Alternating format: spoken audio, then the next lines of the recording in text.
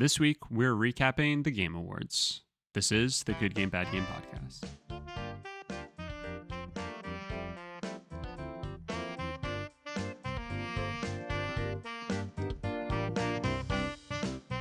Hello, everybody, and welcome back to the Good Game, Bad Game podcast. I'm your host, Spencer, and with me is a man who, in my opinion, is the obvious winner for co-host of the year. It's my co-host, Mike. Mike, how are you? I accept. And hey, I'm not going to play you off this year, so go ahead. Well, it's sorry, these Muppets are eyeing me in the corner. I know they're about to say something. Did you say the Muppets are cucking you in the corner? Yeah, I mean, essentially. Just waiting.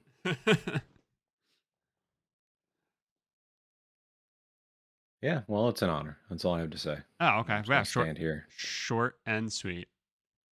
You love it. How are you? What have you been up to? What games have you been playing? Good. Now I have to think. Mario Kart. I think we've only played Mario Kart this week. Really? Yeah, Justine's been on a Mario Kart kick. All right. So played a lot of Mario Kart. She listened to our episode last week, and we must have inspired her because she finally beat Donkey Kong Country. Oh yeah. Yeah, so that was impressive. She got her banana horde back. Nice. I said, hell yeah. So yeah, that was good. Watched her play a lot of that this week. Then last night before we went to bed, I'm like, so you gonna play Donkey Kong Country 2 now? And she's like, sounds like it's a pain in the ass, so probably not. Yeah, I saved somebody from enduring. But I have to be honest, Justine, if you're listening, I do think that, from my understanding, I just might be a wee little baby when it comes to that game. I think it might be worth the challenge. I think that she thinks it's pay to win because you have to pay to save. Yeah. And I said, Justine, it's not real money. It's like this game wasn't made in 2024. Justine seems like the type of person who goes for everything in each level, right? And so, like, as long as you do that, you get the coins that you need, in order to use to save. And I just don't think it would be as big of an issue for her, but also it is still just like annoying and very easy to like get yourself into like a soft lock situation where you can progress and you can get more coins and stuff like that, but like you're gonna have to kind of grind for it, which is not the ideal way of playing a platformer. So well, I'm happy to report to just continue the Donkey Kong Country talk. So we've covered now. She played Donkey Kong Country. Good game. I'd say good game. I've already talked at length about how terrible Donkey Kong Country 2 is. Shelby and I have continued playing Donkey Kong Country 3, and I'm happy to report that game is probably the best of the three. Fantastic news. And yeah, so we are 2 worlds away from, I think, finishing it up. So we're probably going to finish that this week. And it's like the right, level for the most part. In terms of like providing enough challenge, but like not completely stalling you from any sort of progression, if that makes sense. And we're not, let's be clear, Shelby and I are not trying to find every secret and stuff like that. We are literally just trying to get through the fucking game. And, pulling the dead weight that is Shelby is, enough of a struggle and challenge as is. So I don't need to get all the bonus materials and stuff. Shelby's flipping me off. Rightfully so. Yeah. I'm also happy, real quick, to report, before we talk about the Game Awards, that I have finally played a Game of the Year nominee. For this year? For this year. Did you play Astrobot? I have not played Astrobot. Why?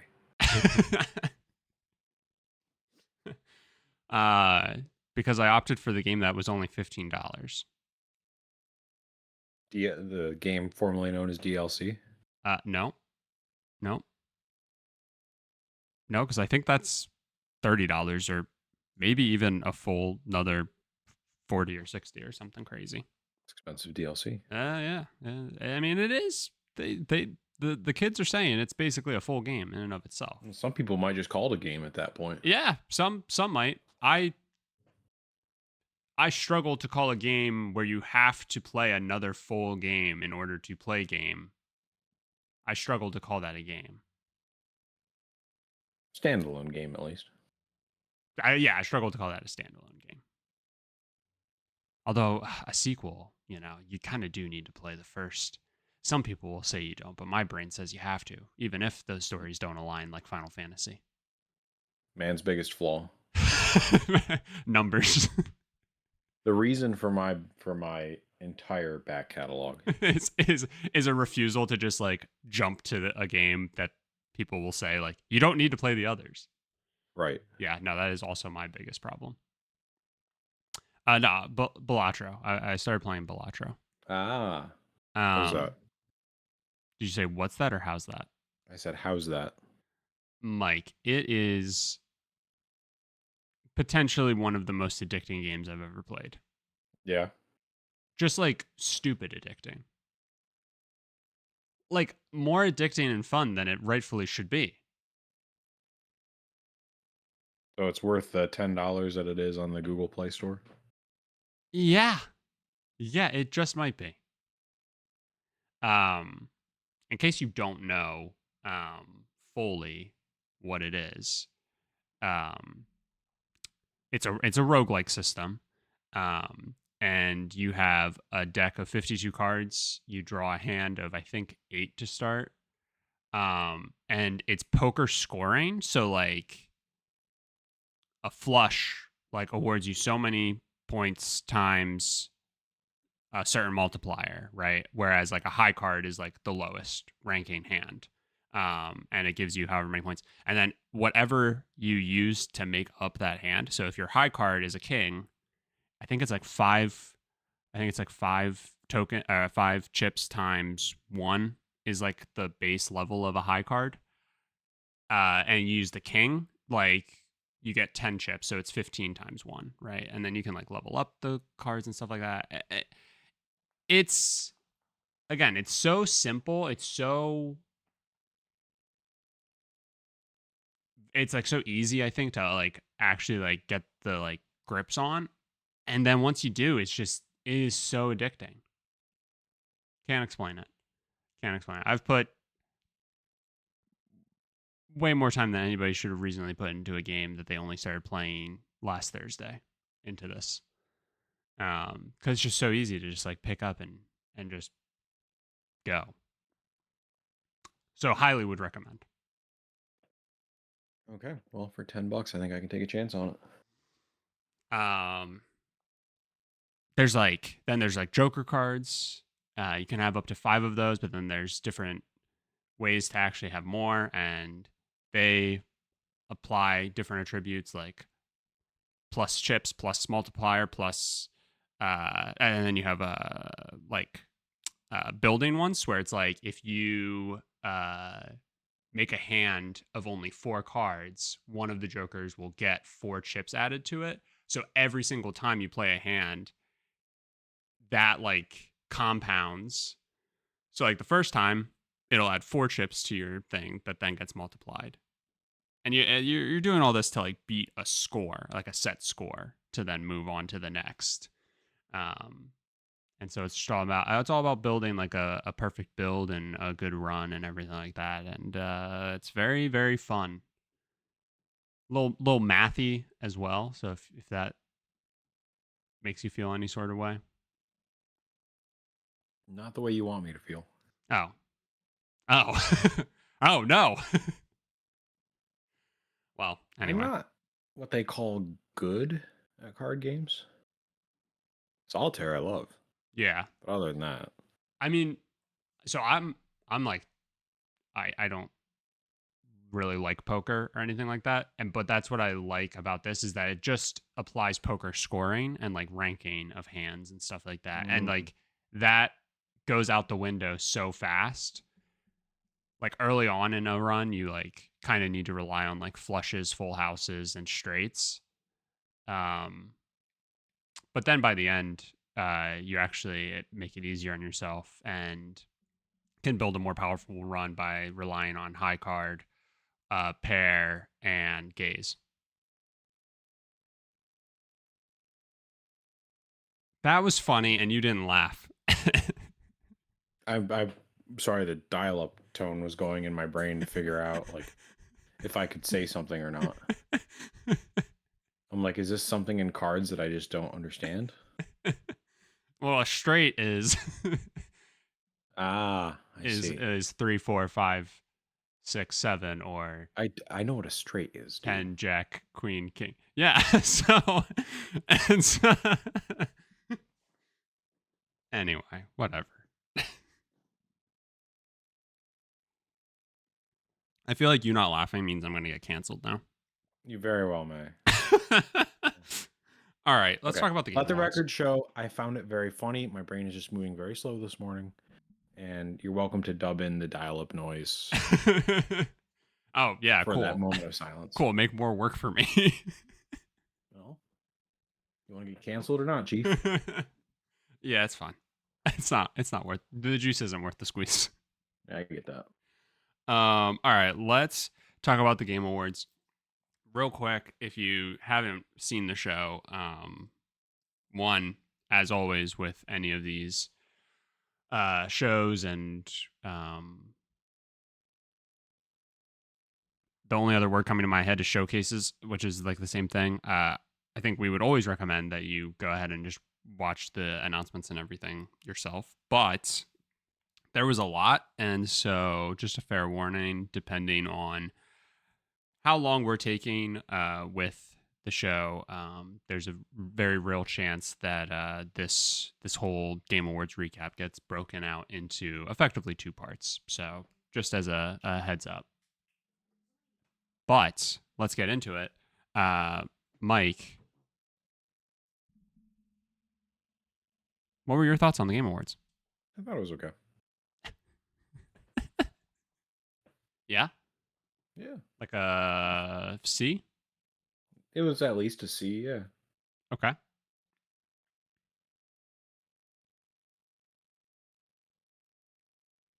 It's gonna be a rough show.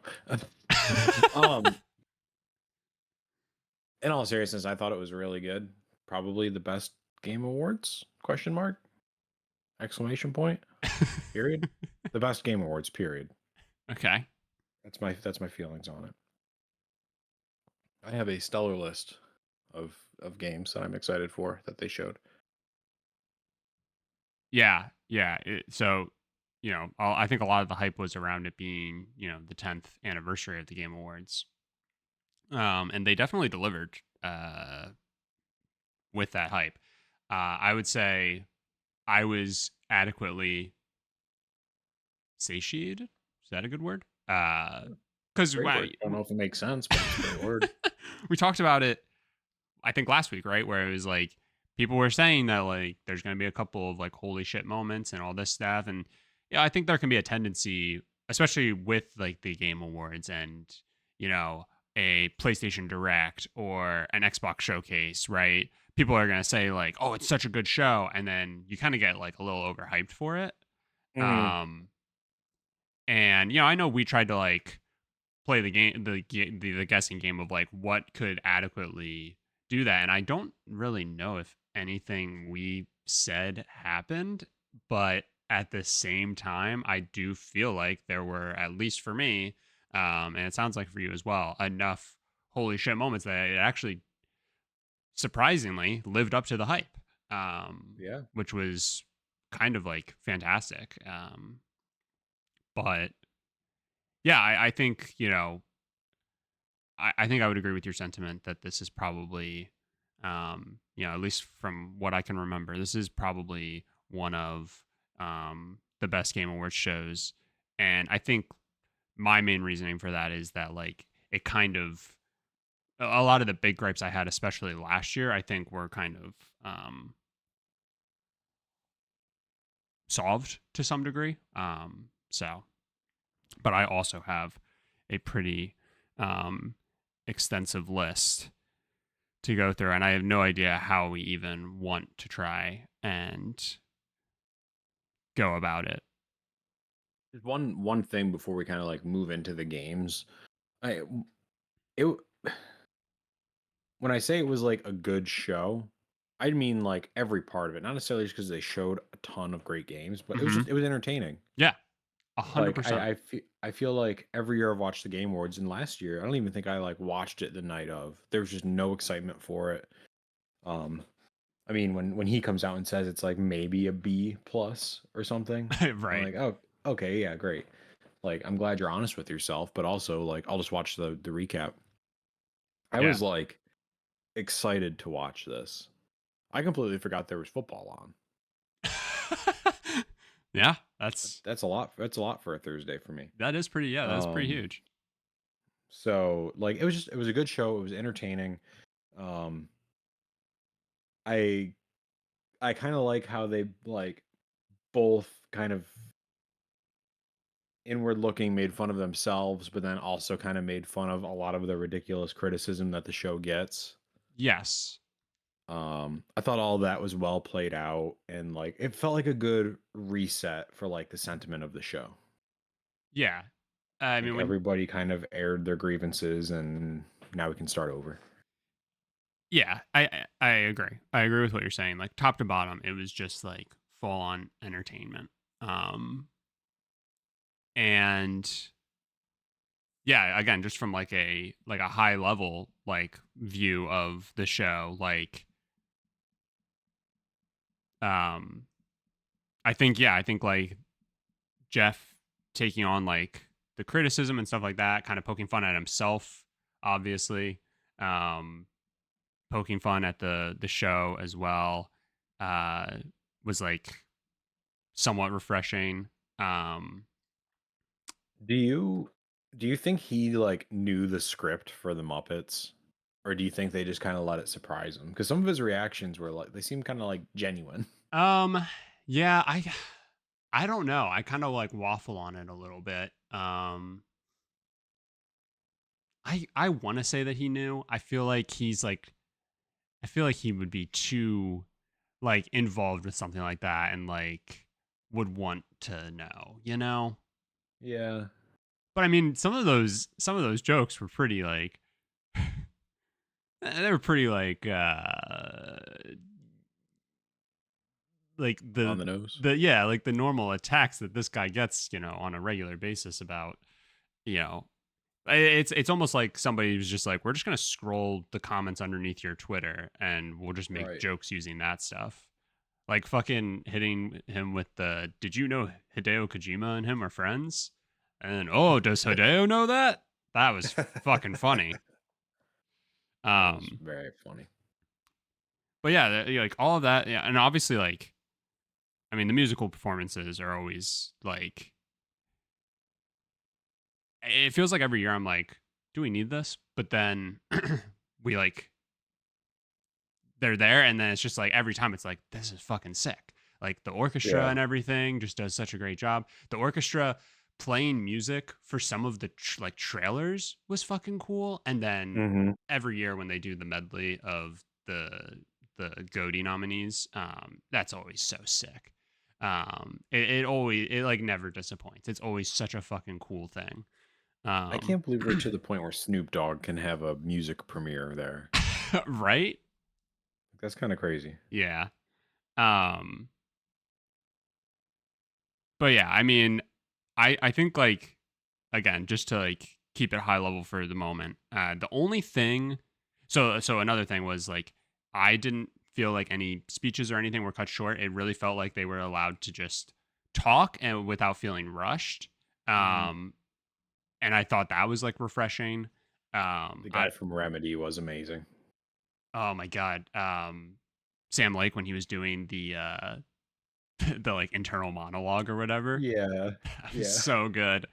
Oh my god. Um, that was like super refreshing. And um yeah, I think my only gripe, and this has just always been my gripe with the Game Awards, is I just hate those like side awards where Jeff is off to the side and just says like, Hmm. and here are a few more awards, and runs through like 5 or 6 of them, and then just like rips through and like says like, and here's the winner. And like I get that that would make the show so long, but then at the same time I sit here and go, why are we even like what is the purpose of it, you know? Hmm. I don't know.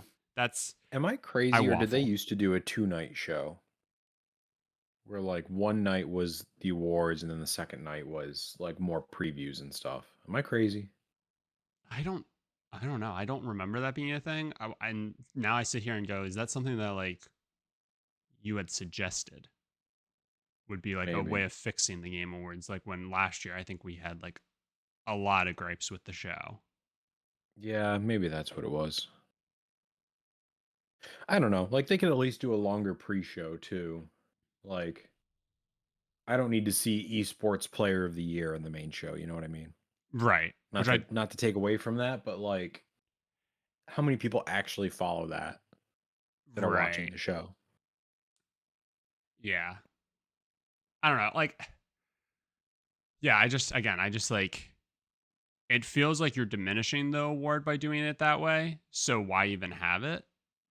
Yeah. But then I like waffle on it because it's like, but I do also think like it's important to recognize things. Um, I don't know. It's just interesting that like best action game or best action game, I think, got like, because it was Black Myth that won. They got like to go up on stage, they got to do an acceptance speech and all that stuff, right? But then like best driving slash sports game was an off to the side, and Jeff just quickly ran through and announced it, and then that was it. Like it wasn't a pre-show one where the pre-show ones also some of those get to do like a little like acceptance speech Yeah. for some of those. So anyway, I don't know. I like I go so like back and forth on it, but um last thing I want to say before we start to dive into each thing. I think what made the show extra special and like what added to the like excitement of it was, and like this is what works so well about all of these like shows that are put on by like Jeff. So like Summer Game Fest, the Game Awards, Gamescom, right? Opening night live. Like what works so well is that Jeff has such genuine excitement about video games. I won't sit here and say that he so passionately and strongly cares about the industry as a whole, because I think like that is something that we've discussed plenty of times where it's like feels like this guy who has such a platform could say and do more, but he does love games. That Hmm. much is true, right? So him, there were so many times, and we'll get into like some of them, I'm sure. There were so many times during this show where he was borderline like about to cry because of how genuinely excited he was to be able to like announce and debut a trailer for something, that it just adds like an extra layer of like, what the fuck am I about to see? If this Right. man who has probably seen this 50 times over at this point is still managing to get like borderline emotional about it, right? And I think that just I like think he adds to it. like I think he genuinely cried when he announced Okami too. Yeah, Like I'm fairly certain he was like fighting to get through that, which like it isn't. I mean, that's an insane announcement. yeah, 100%, 100%, and there was like 4 or 5 others. Yeah. Um, and I think that just like adds like an additional layer to it. And I think there were so many like big announcements that like that also just took this show to like that next level, in my opinion. Yeah, I agree. Okay, so without further ado, let's finally get into some of the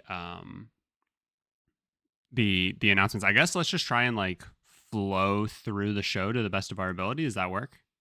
Yeah, that works. And I know we're not like we're more excited about the announcements than the winners, but I do want to just take a second and say how incredible it is that Astrobot like almost swept. Yeah, I mean, do we want to just quickly go through and talk about some of the winners?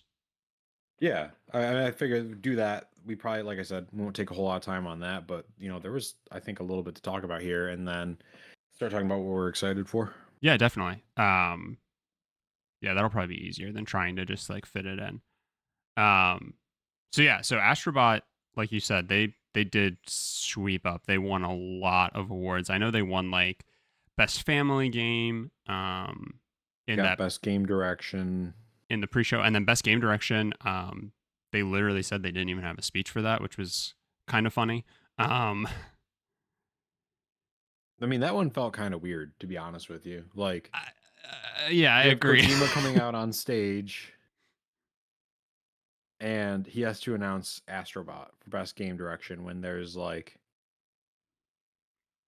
I don't know, four other games on this list Yeah, that like actually kind of have like more in-depth narrative. I mean, I guess it's not the best narrative awards. right. You and I think had this like somewhat internal battle where we were like trying to really wrap our head around what each award is trying to like go for. And the, best game direction awarded for outstanding creative vision and innovation in game direction and design. I mean, Astrobot did kind of like, take things to the next level for a lot of people when it came to like a platformer and stuff like that. So, Right. I mean, but yeah, I hear you. When you hear direction, I feel like games like Black Myth, Final Fantasy, Elden Ring, Metaphor, those are ones that maybe like more so stick out in your mind a little bit. Yeah. Um, but yeah, I think probably like the biggest surprise is the biggest award. Astrobot took home Game of the Year, Yeah. which was, I mean, it's from what I can tell, because again, I haven't played it yet, but from what I can tell, very deserving. But at the same time, it's just I was absolutely gobsmacked that that a platformer actually like got that level of recognition. I mean, I think it's like fantastic. I think it's really cool, and I don't want to diminish anything. I really, it's like I just kind of can't believe it. Yeah. I I think there's a really good shift that's about to happen in the greater industry, and I think that this was maybe the catalyst for it. I mean, Sam Lake came out and said like this game should represent a game made by players and people who just went out and said, you know what, this is a game that I would want to play. So let's go make it, and not something that's built on big budget or analytics or market research or things like that. And I mean, to one, have it be a platformer like this, that literally the whole reason that Astrobot was made was to be a hardware showcase for PlayStation consoles, like starting in the PS4 era, Right. is now, I mean, and it was, I think, for PSVR too, like it's its own full-fledged game. To have that, and then to have like a card game be nominated. Yeah. I think we're gonna see a shift, and like I said, this be the catalyst towards um seeing more like real games getting recognized and not things with the biggest marketing budget. 100%. Yeah, and I mean, I think like Sven from Larian, who like he did like a whole speech because he got to Oh, come out. is that who I was thinking of? Yeah, Sven who did who announced the game of the year because Right. Larian for one last year for Baldur's Gate, so like they had him come out, which I thought was really cool. Like it's almost like a passing of the torch. Um, Well, I love how he made a joke about getting cut off too. I mean, he kind of I go back and really listen to his speech. He kind of rips the industry. Yeah. And that's what I meant. I didn't mean Sam Lake. I No, meant I him. know, I but just couldn't remember his name. Yeah. yeah, like he really does like go at him, and I think you're right. Like I think he kind of is like really trying to prove a point, and I think his point is you know accelerated by the fact that, Astrobot ended up being the winner. And honestly, like, I sit here and I go, there are, again, really only two games that maybe Metaphor as well. But like, if it would have been Balatro or Black Myth, I mean, I feel like those would have also been, pretty like strong evidence of like a shift, in some Hmm. way. I get that Black Myth is a game that we've seen plenty of, um, but like sort of like the success story of it, right? Um, but yeah, I'm with you 100%. I think it's very refreshing, the games that we're seeing get the recognition, and hopefully, you know, the powers that be are taking notes. Yeah. Um, I found it really interesting to continue going through the awards. You uh, last week you had said about Final Fantasy kind of feeling like that, the game that would get a lot of the recognition, and that it probably rightfully deserves, right? But Hmm. just end up like just missing out on game of the year. I got to be honest, when best art direction, which was 4 game of the year nominees, um when Metaphor won that, and when Metaphor won best narrative, I was sitting there going, "Oh my god, I think Metaphor might win game of the year." Yeah. I was like, and then it kind of ended up falling in that, like, it got a lot of recognition for some of these like bigger, yeah, air quotes runner up awards, right? That like are the important factors that help to make up what is a game of the year, right? Um, and yeah, for a second I was like, oh my god, this might actually end up winning, which would have been also like fairly surprising because a lot of games that are like Metaphor and like the Persona games kind of get written off as like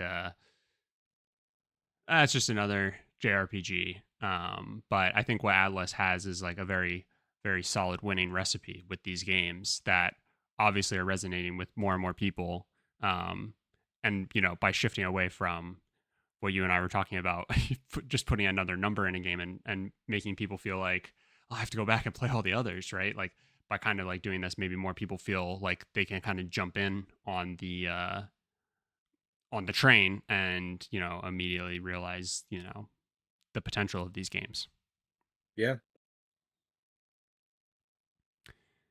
While we're on awards, any that were like particularly surprising that you wanted to touch on? I think there was one that I like kind of did like an audible laugh and said okay on.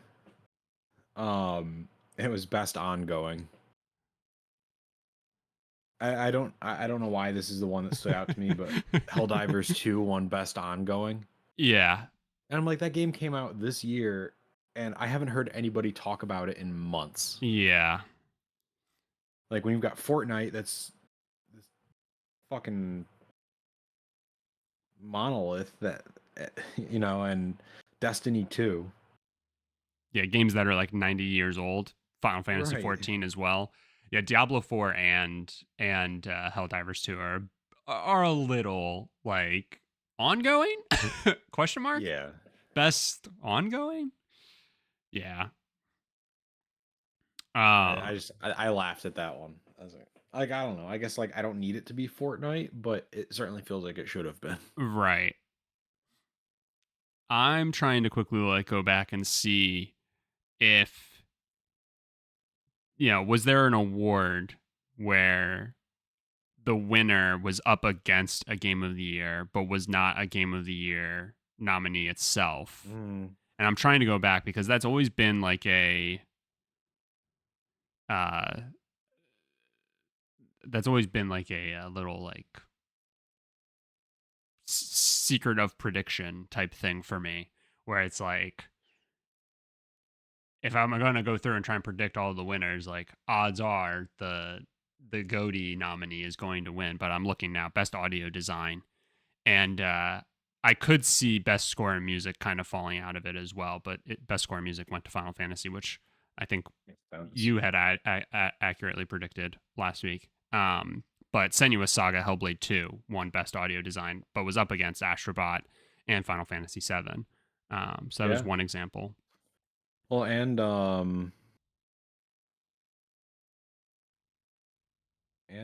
Melina Jurgens won best performance. And yeah, Final Fantasy 7 Rebirth, Brianna White was nominated. So yeah, Yeah.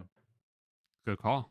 Also, It was that was cool that that was like the first repeat winner for best yeah. performance. That was really cool.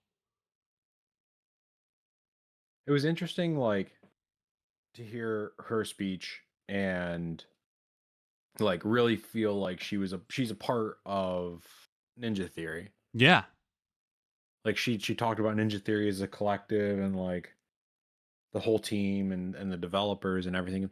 It's just cool. Like I feel like, and this is really no fault of voice actors, but you know, games try to get in such big personalities and it's the them show and they don't really understand the industry. So like for her to like feel like she's part of Ninja Theory and like it was just cool. yeah, 100%. Yeah, I thought that was like kind of refreshing, and really nice.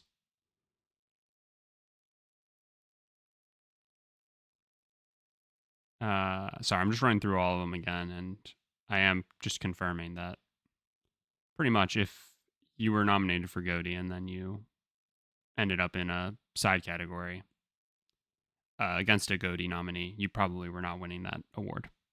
Yeah. I cycled through and I didn't see any other ones. Um,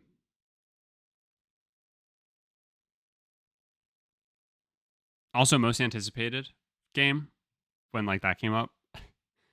I was watching this with Shelby, and Shelby was kind of like, "It's kind of a weird award to have," and I was Yeah. like, "Yeah," and she was like who decides that?" And I was like, "Well, I guess that might be one that gets a lot of like community share, I would Yeah. assume." I feel like it's Um, at least like social media sentiment, like they are doing analytics on that. yeah, like more so than like the player's choice, or like or on par with like the player's choice, I would think, in terms of like what helps to sway that decision. But that was funny. She like she like immediately clocked that and called it out, and I was just like, yeah, you're kind of right. I never really thought about it, just because like, yeah, what game are we all most excited for?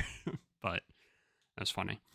Um, yeah. Anything else you wanted to say about any of like the um awards or anything like that? All of the acceptance speeches were like beautiful and just like, on par with like when people during like Summer Games Fest, they do those like little cutaways where people are talking about how passionate they are about the game that they are creating. This is like the end of that, where it's like these people are talking about how passionate they are about the thing that they got to create, and that clearly resonated with such a large portion of the industry. And some of the speeches were just like really, really beautiful and passionate.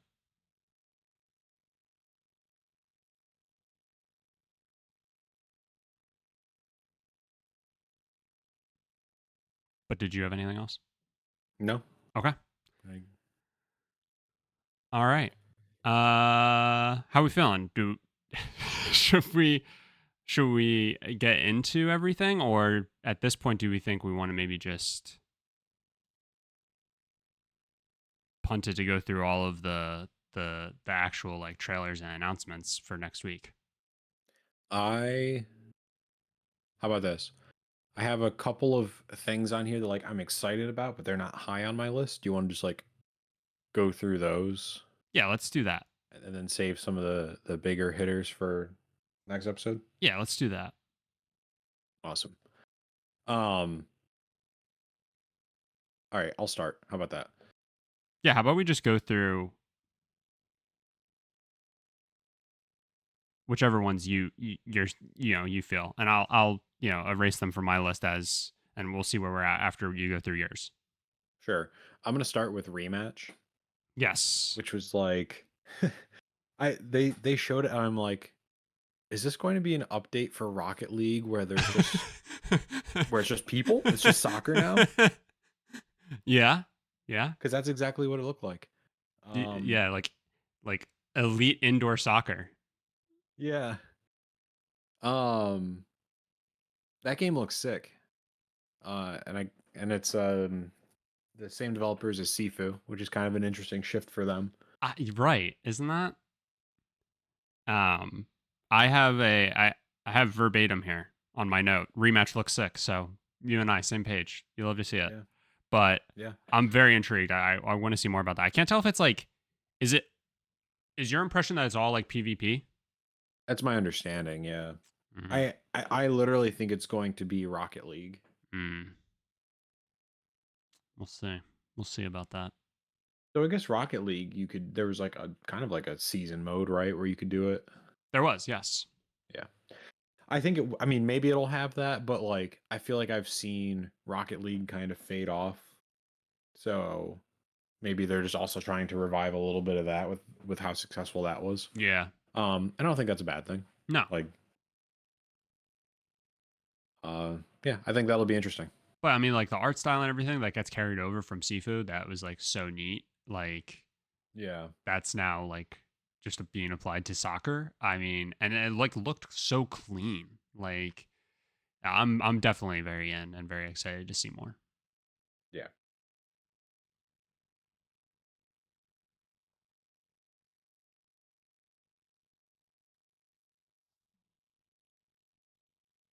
Did I go again? Yeah, yeah. Go ahead.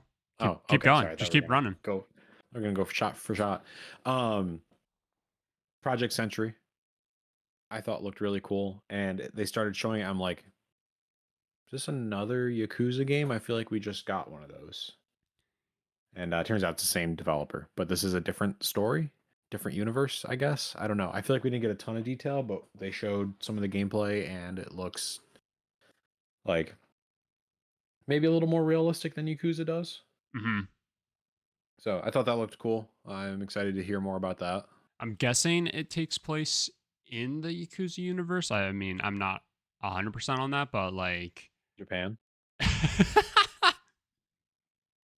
I mean, obviously this takes place like, I think I was saying early 1900s, right, or maybe even further back. I don't know, but I'm Yeah. like wondering if like, it just feels like they're the type of games that will have like that like technical through line of like ancestor or like something like that of like a big character from the Yakuza series. But yeah, I thought that Mhm. also looked really good. Hopefully it's not too involved with Yakuza because then I'd have to play all the other games, which means R- I'll never play this yeah, one. right, exactly. Yakuza, another Um, another series that I'm dying to get into, and then they announce another game, and now the names of the games have shifted to like a dragon, but I still know, so like I have to go back and hmm play. hmm Um, was cool to see another update from Outer Worlds 2. I completely forgot that that was already announced, Hmm. I guess. So, um, again, another game where I need to play the Outer Worlds, and I've been telling myself I'd play it for years and still haven't. So, Same. I'm at least excited for it. Will I play it? I don't know. Yeah, I I've mean, still got Starfield, and I feel like it's kind of the same, like uh, fills the same void. a little bit, yeah. I mean, people were raving about Outer Worlds when that first came out, like what, Hmm 5 years ago now at this point, probably. Yeah. And yeah, another one, like you said, that I've wanted to get around to and just haven't yet. But their little like announcement trailer or whatever that they did for the show was like really on the nose and kind of poking fun at themselves, and it was just really funny too. How they were basically saying that they've worked on and made so many sequels, and when they said Fallout Fallout 3 Part 2, and then they like whispered New Vegas. I thought that was like I thought that was really funny. But like New Vegas is like I mean, a lot of people will say that that's the best Fallout. Yeah. And and I think a lot of people carried that sentiment into when they released Outer Worlds. They were saying that like these people know how to make an RPG, like they know how to make it and they make it well. So yeah, that has me excited to play the first one, and now there's going to be a second one as well. Yeah. Um, that was good. Uh, Dispatch, I'm excited for, but I want to say this. I was kind of put off from the beginning because Aaron Paul was being really fucking weird. During like the announcement of it. Yeah. Yeah. It got very uncomfortable. And by the time they got to the game, all I could think about was how fucking strange he was being. Yeah, it felt like there was uh it felt like a lot of uh sexual tension. Yeah. Yeah, they were there was an energy there.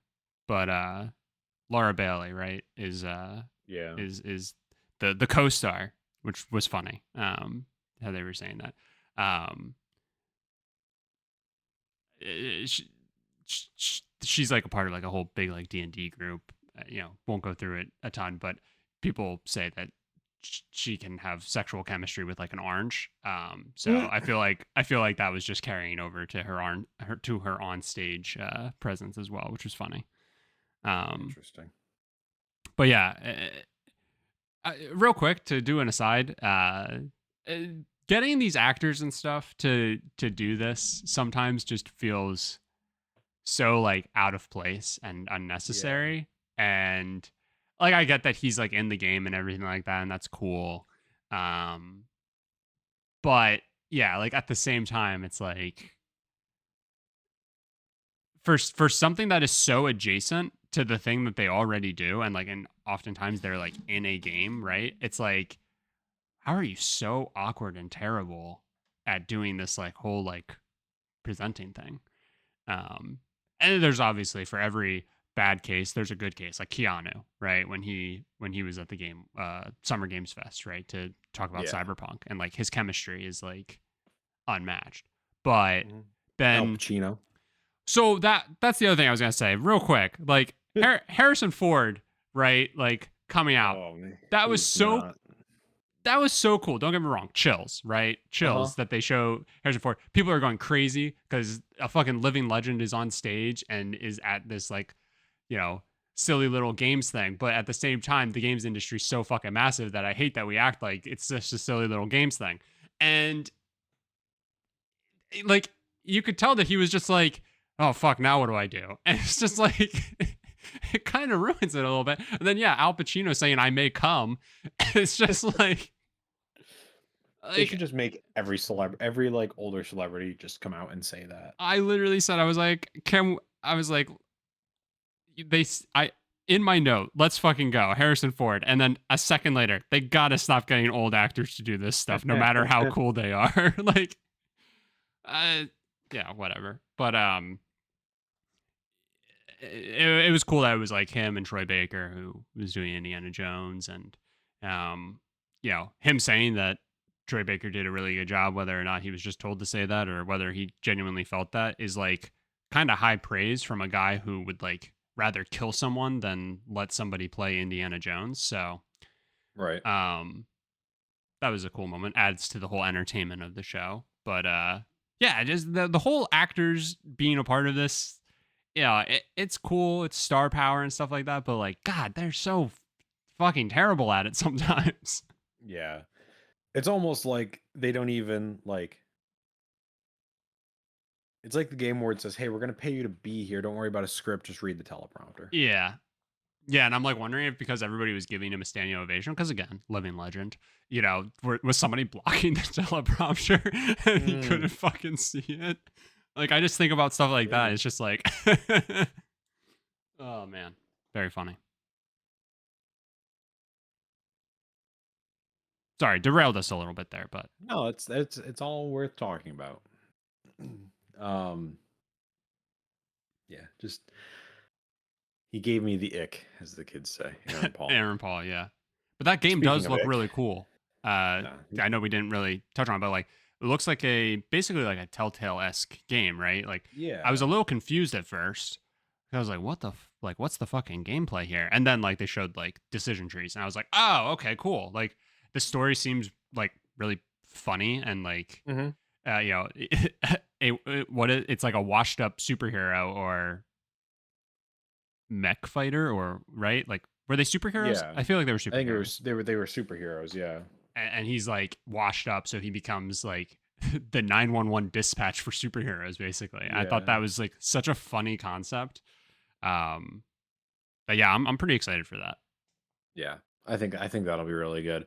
That's one of those games that I need to like keep an eye on so I don't just completely forget about it. Right. I feel like it has the potential to do that. um, Speaking of mechs, and I think this maybe was the game you were thinking of, Project Robot from the developer of Eco and the Shadow of Colossus. Um, Wait, wait, what's it called? Did it have a name? it so IGN just had it listed as Project Robot. Gotcha. Okay. I don't know when they announced it. They just announced it as a game from the developer of Eco and the Shadow of Colossus. Yeah. Which like again, two like I don't know if you'd call them like cult favorites. Like I feel like they don't get the recognition they deserve for like how significant they were for the PS2 era. I feel like Shadow of the Colossus at least now gets some recognition because Mm. it did get that remaster for PS4 Hmm. that I feel like helped bring it back into the limelight a little bit. And PSVR, but no one cares Um, about that. correct. But yeah, I agree. Those are like pillars of the PS2. Hmm. That you're right. Probably don't get enough recognition. But yeah, I mean, we didn't even get to see much of this, but like I was feeling the hype off of again, one just Jeff talking and two just like just to see somebody who worked on those pillars making a new game.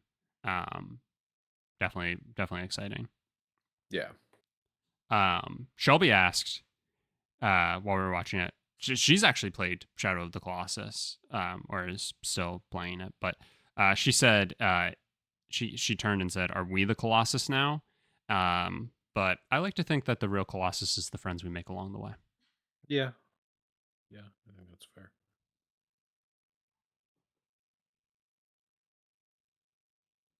But that was a very hyped announcement for sure. Yeah. So that's what I had on my list of things that I'm excited for, but didn't make me like jump out of my seat. Okay, I think I do have a couple extras that I can add since we Okay. still have a little bit of time. And hopefully they aren't like holy shit ones for you, but if they are, I'm sorry. Um, let's see. Oh, just these are just like more so kind of like about the show in general. Randy Pitchford kind of just a loser. I did not like a single second of what he had to say. And then they showed the Borderlands 4 trailer and I said, "Woo, wow. Crazy." Um I couldn't even remember who that was at first. yeah, just he's like Borderlands fans know why I'm here and it's like the fucking in game.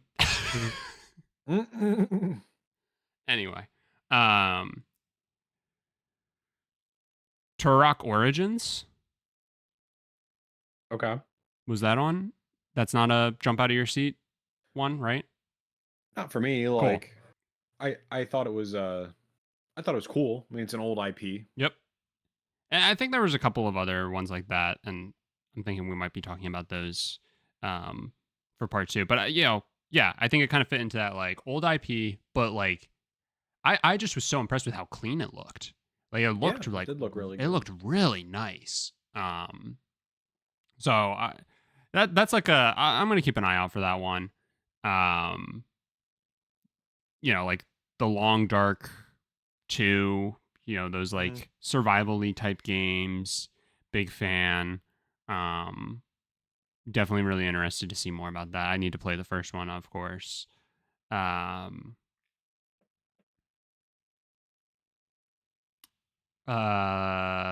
and then this might have been.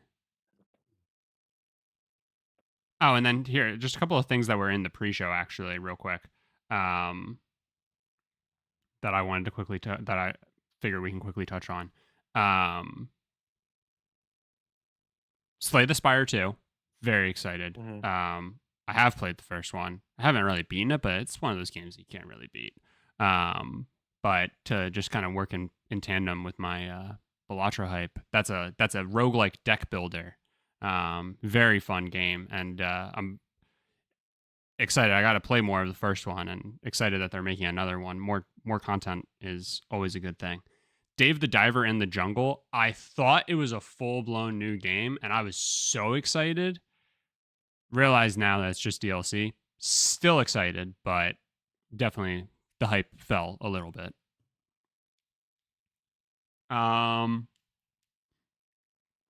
and then the last thing from the pre-show that I had was Solasta 2. And you're probably like, what was that game? That was the game that had an insane like CGI trailer, just so beautiful, it looked so amazing. And I turned to Shelby and I said, just so you know, this is going to be a top-down game. And sure enough, it was like the Diablo treatment, right? Diablo always gets these like crazy character trailers and stuff, right? And they make the most beautiful, like sick ass looking thing. And you're like, wow, this game looks awesome. I need to play it. And then it shows you the actual gameplay. And you're like, all right, I'm not saying that it's not still fun. I'm not saying it's not still worth playing. But what the fuck is this? This is totally different from what you just showed me. Sure. Um, but it looked to be kind of like another D&D type game. To at least some degree. So I'm excited to see more about that. To kind of just like keep rolling off of the Baldur's Gate hype that I had. Um, I think that's it. The last thing I will say is they did a whole um, game changer award.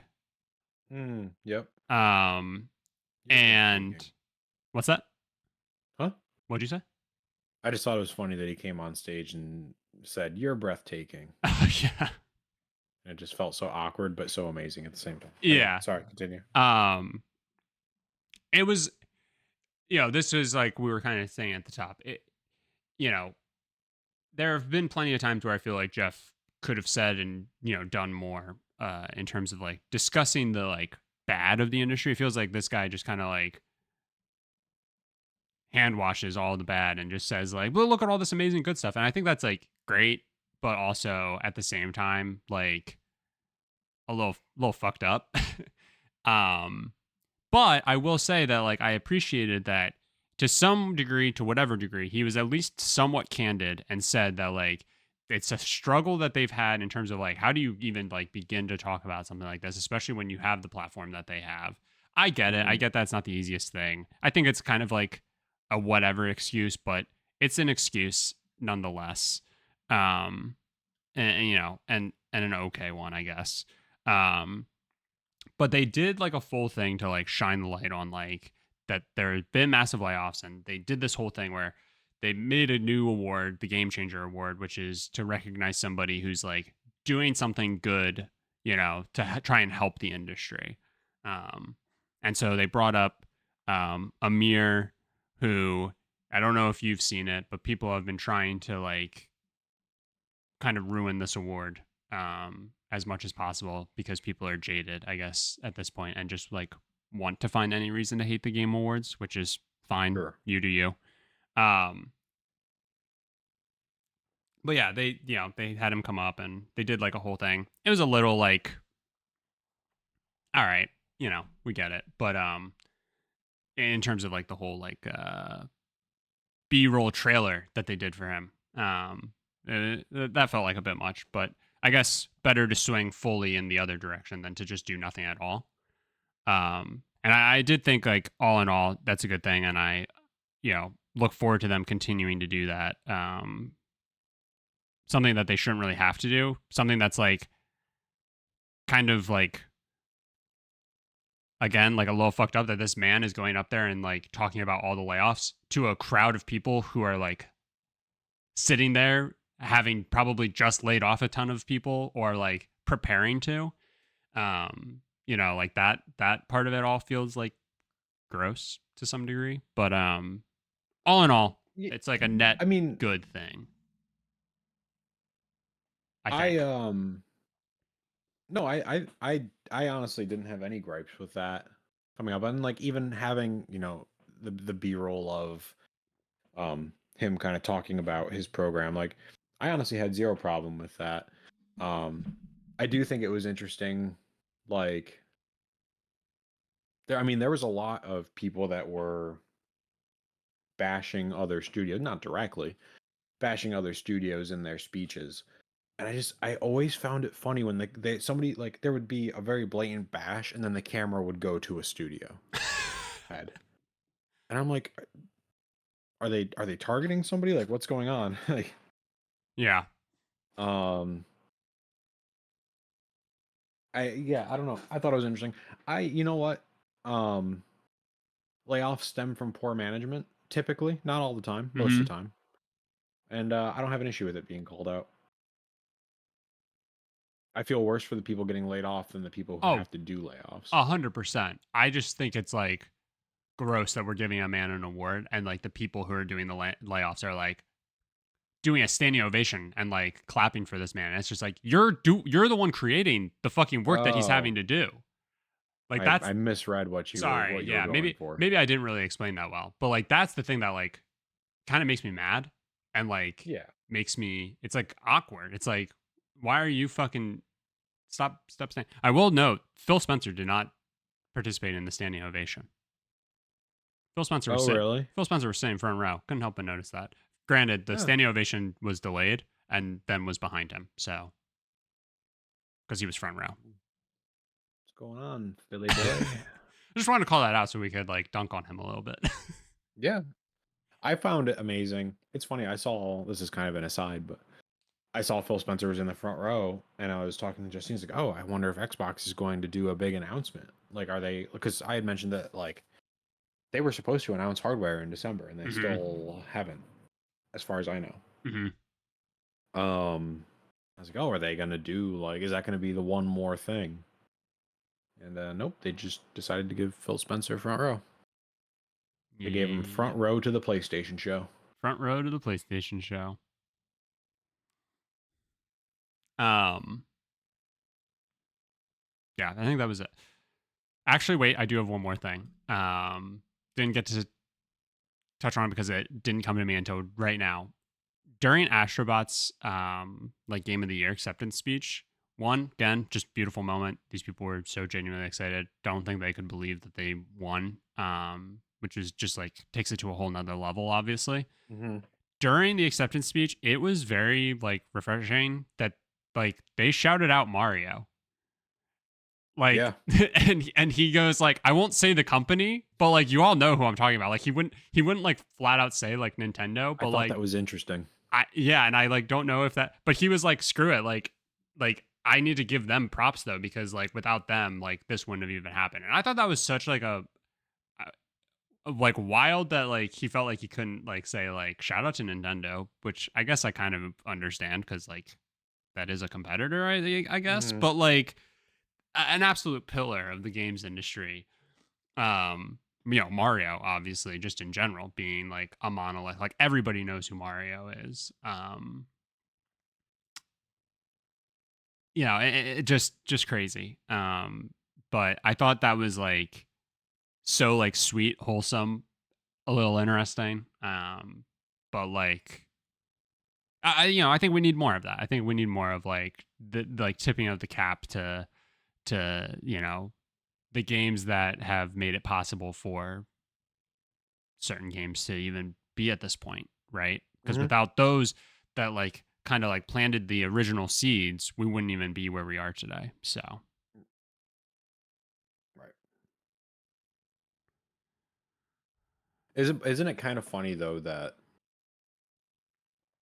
it feels like such a controversy that uh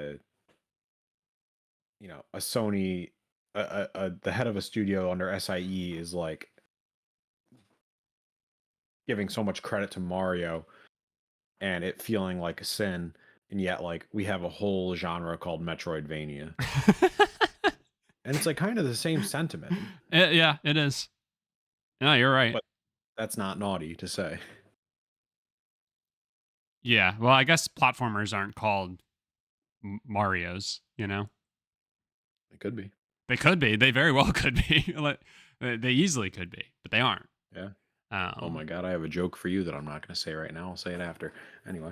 does it have to do with Luigi's? Oh, well. All Yes. right. Well, um, yeah, there's still so much I think for us to go through. That I'm really excited for part two of this, but that is where part one will end. So you'll have to just tune in next week um, to get to hear the rest of the stuff that Mike and I are so very excited about. Um, and I guess that will basically take us through the end of the year. So you can basically look forward to. So this is part one next week on the 26th. We will be talking about part two of everything that we're excited for. Probably also, just depending on time, maybe doing like a little like things that maybe the Mike and Spencer awards for our favorite games that we got to play this year, stuff like that. A little bit more of like a reflective, or maybe that will end up getting kicked and saved until the following week once we're in the new year. But as always, thank you so much for listening. We really appreciate it. If you could leave us a rating or review wherever you do listen to the podcast, that would also be greatly appreciated. You can go over to our YouTube channel, let us know the games that you were most hyped for. Maybe we're going to cover it in part two. We probably will. Um, but yeah, other than that, if you could share the podcast with a friend, that would greatly help us. And we will talk to you next week.